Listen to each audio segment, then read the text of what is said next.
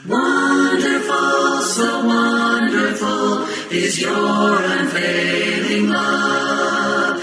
Your cross has spoken mercy over me, over me. No eye has seen, no ear has heard, no heart could fully know how glorious, how beautiful you are. Beautiful one I love, beautiful one I adore, beautiful one my soul must sing. Powerful, so powerful, your glory fills the skies. Your mighty works displayed for all to see, all to see. The beauty of your majesty awakes my heart to sing. How marvelous, how wonderful you are. Beautiful one I love, beautiful one I adore, beautiful one my soul must sing. Beautiful one I love, beautiful one I adore, beautiful one my soul must sing. You opened my eyes to your wonders anew. You captured my heart with this love. 'Cause nothing on earth is as beautiful as you. You opened my eyes to your wonders anew. You captured my heart with this love. 'Cause nothing on earth is as beautiful as you. Beautiful one I love, beautiful one I adore, beautiful one my soul must sing. Beautiful one I love, beautiful one I adore, beautiful one my soul must sing.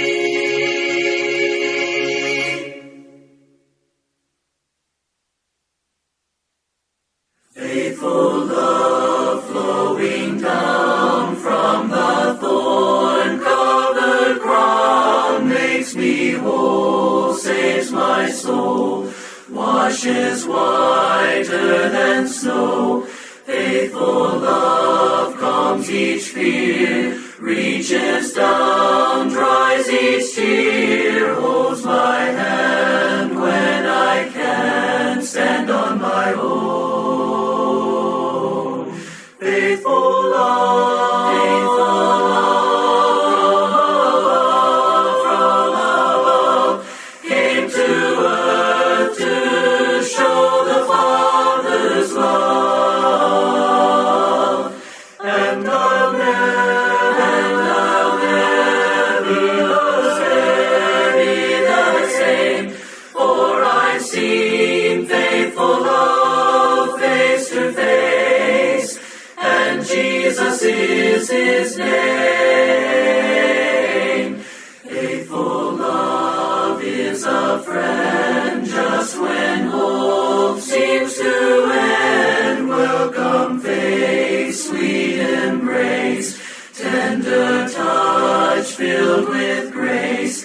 Faithful love, endless power, living flame, Spirit's fire, burning bright in the night, guiding my way. Faithful love, from above, came to earth to show the Father's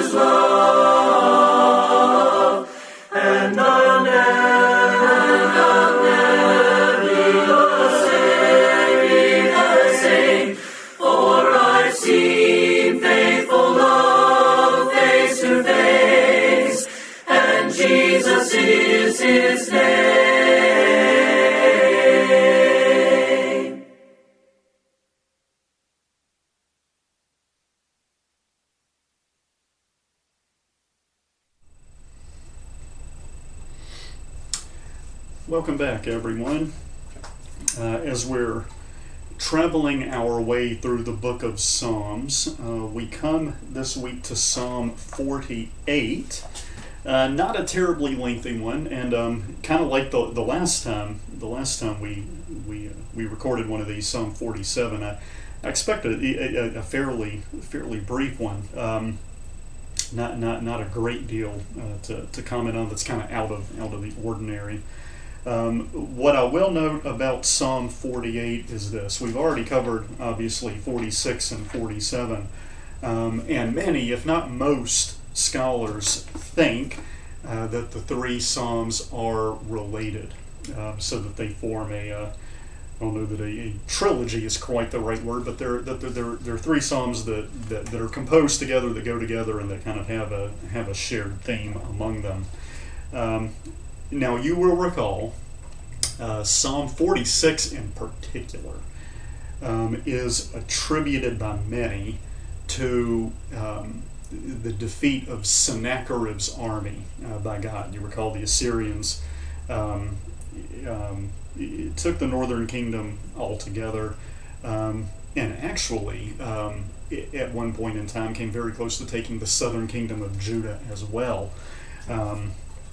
They had the city of Jerusalem besieged, and there's an artifact. Archaeology buffs may be familiar with this already. An artifact called the Sennacherib's cylinder, which is an Assyrian record. You think about, typically you think about ancient records, you think of scrolls. The Assyrians is like a stone cylinder, flat on several sides, and it has the writing there on it. But he mentions specifically, he brags about the fact that he had King Hezekiah shut up like a bird in a cage. And of course, Jerusalem being besieged, and of course, typically, records like that kept by the Assyrians and other ancient powers would go on and on, praising and glorifying themselves for vanquishing their enemies. But of course, as we know, the most he can brag about when it came to Judah was the fact that he had managed to besiege it. Had managed to, again, Hezekiah being king of Judah at the time, have them hold up there for a while. But of course, you recall his army was stricken down overnight, and the remnants, because he had also been leading a campaign against Egypt at the time, made their way back to Assyria. So there are some who say, well, Psalm 46 is attached to this victory over Sennacherib.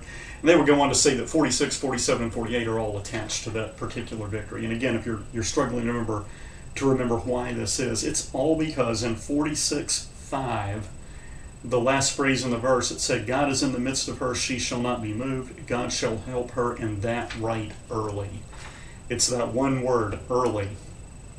Because again, they wake up early in the morning and there's the army, there's the army defeated. That doesn't make a whole lot of sense to me, but for whatever reason, over time, by tradition, it's come to be associated with that. Now, I can see, I can totally get behind the idea that the three Psalms do go together. The specific event, just like 46 and 47, I don't know. But Brother Waycaster notes this, quoting Kaufman, actually, who's another commentator in the Lord's Church. He says, Kaufman suggests that this psalm forms a trilogy with 46 and 47. Again, I could see that. He is somewhat more definite as to the occasion, identifying the enemy as Sennacherib. No. But note this in particular. This is how they fit together, and this kind of gives us the context for 48. It says, Psalm 46 extolled the deliverance. Psalm 47 extolled the power and majesty of him who wrought it. And Psalm 48 describes the glory of the city which God has so marvelously preserved. Okay, so I always like to talk about what's with each given psalm, what's somewhat unique about it, what stands out about it, because that helps me. As I've said a bazillion times through this study, a lot of the psalms, to me at least, tend to sound very similar, to have similar language, similar trains of thought. So I personally try to kind of latch on to, what's unique about this one. Two things about Psalm 48. One we've already discussed, that it kind of goes together with 46 and 47. The other thing that is glaringly obvious about it is this is a song that is all about Jerusalem. It's all about the holy city of God, as again we just noted in relation to 46 and 47. So, if you want to kind of break it down a bit, the first three verses, we find a city in which God dwells. Verses 4 through 7, we find a city that is delivered from its enemies. Again, that one in particular, I could kind of see that maybe attaching a bit to the idea of Sennacherib's defeat. Again, I'm not entirely willing to go there, but it would fit. 8 through 10, a city that is protected by God. And then we conclude 11 through 14 with a city that is rejoicing. And again, if it is indeed the case that 46, 47, 48 go together, then that concluding thought would kind of put an exclamation point on all of those, right? You have a city that was delivered, you have the praise of God who delivered them, and you have this description of this holy city, a city of God's itself, and it's all capped off, 48 and the trilogy, with this idea of the people rejoicing in God's city. So the first three verses, a city in which God dwells. Great is the Lord, and greatly to be praised in the city of our God, in the mountain of his holiness. Again, referring to Jerusalem, referring to Mount Zion. Beautiful for situation, the joy of the whole earth is Mount Zion. On the sides of the north, the city of the great King. Again, speaking of God. The JPS renders that verse a bit differently. Verse 2. The Lord is great and much acclaimed in the city of our God, his holy mountain. Fair-crested joy of all the earth, Mount Zion, summit of Zaphon, city of the great King. So Zaphon, if you haven't noticed already, because I know it's come up a number of times in the Psalms, it comes up with any other Old Testament book. A lot of these words in ancient Hebrew, people wrestle a bit with the specific meaning of it. So you have a word that could be rendered summit of Zaphon, and if that's the case, it would indicate, as we've seen in some prior Psalms, perhaps an association with the northern kingdom to some degree. The way it's put in the King James that I read first, on the sides of the north. So, what exactly is meant by that, I'm not entirely sure, but I did find it interesting as I was kind of, comparing the two, that there's a big difference there. So is he talking about a specific mountain and some ideas that go with that alongside Zion, or is he merely talking about, the northern side of Zion? I don't know. But either way, it is a magnificent city on a magnificent mountain, and it is God's city.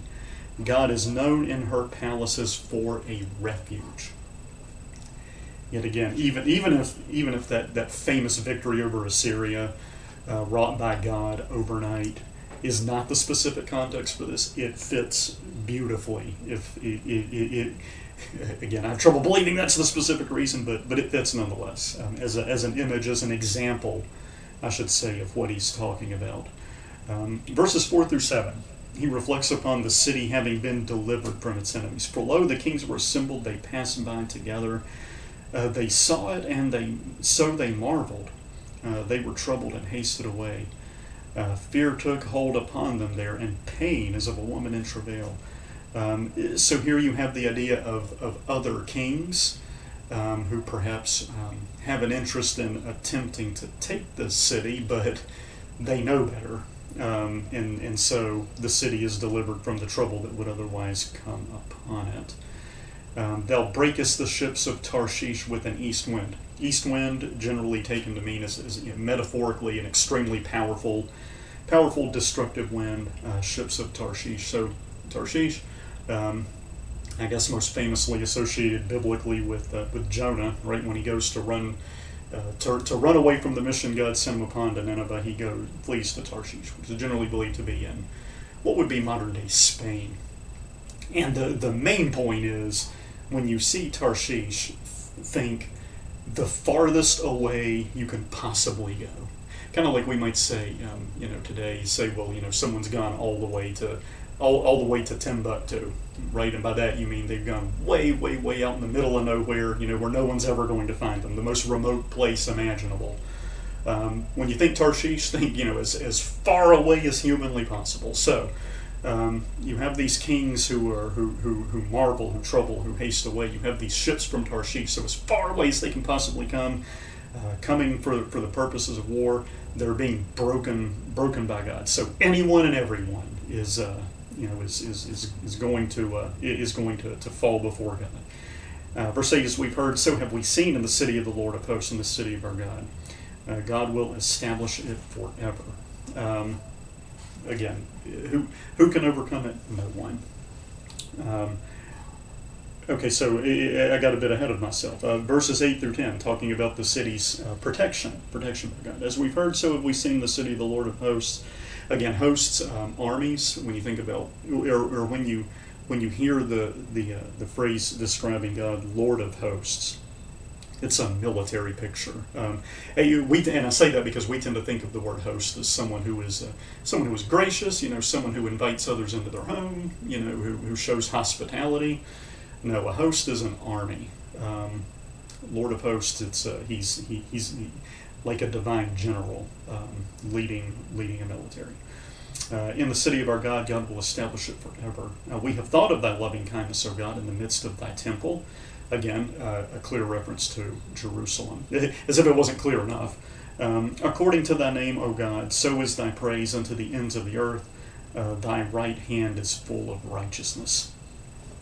To the ends of the earth, again, all the way to Tarshish, from whence enemies will send ships that are going to be broken by the east wing. Anywhere and everywhere, God is to be praised. And right hand, just as I said, host is an army.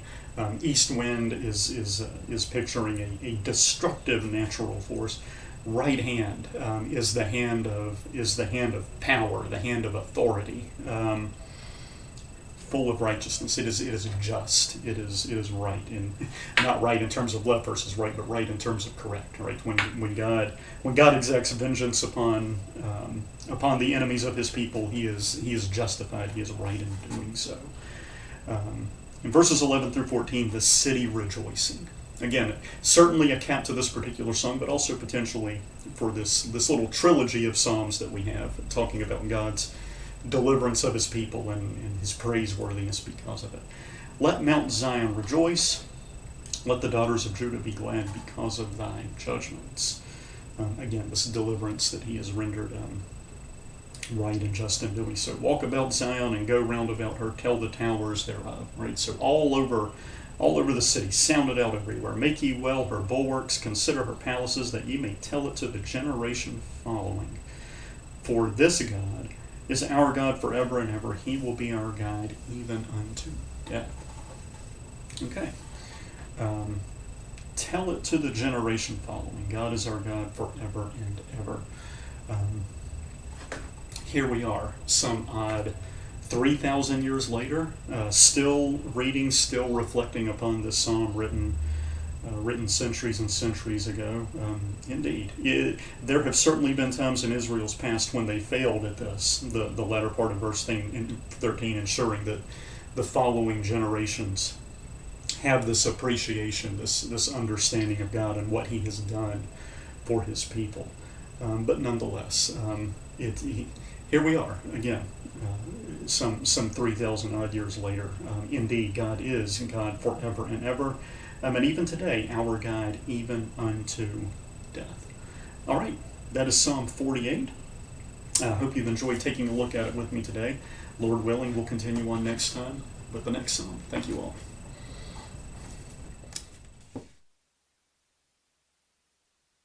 Over all the earth, you reign on high, every mountain stream, every sunset sky.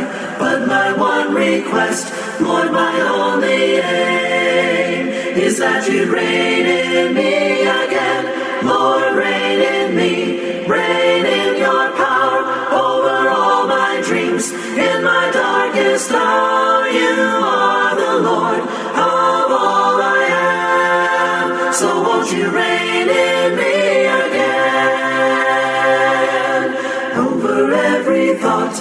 over every word. May my life reflect the beauty of my Lord, 'cause you mean more to me than any earthly thing. So won't you reign in me again, Lord, reign in me, reign in your power over all my dreams. In my darkest hour, you are the Lord of all I am. So won't you reign in me again, Lord, reign in me, reign in your power over all my dreams. In my darkest hour, you are the Lord of all I am. So won't you reign in me again, you are the Lord of all I am. So won't you reign in